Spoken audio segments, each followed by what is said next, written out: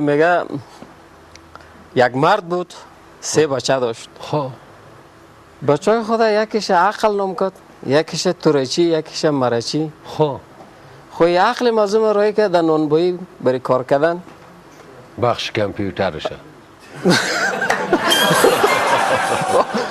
این ترچی و مرچی را رای کرد مکتب. آها. وقتی که اینا مکتب رفت معلمش صدا کرد که بیا بچه اینجا. خوی هر دو تا رفت. مازم گفت بگو بچه نامک چیست؟ گفت ترچی.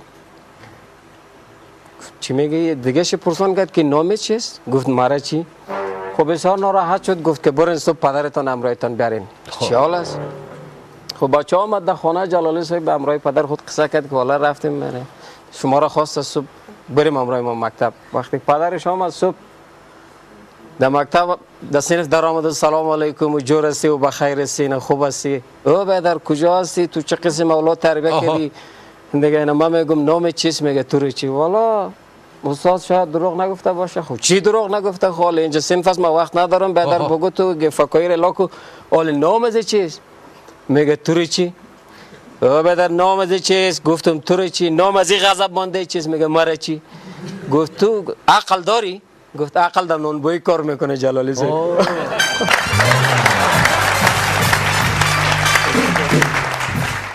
بریم به یک وقفه.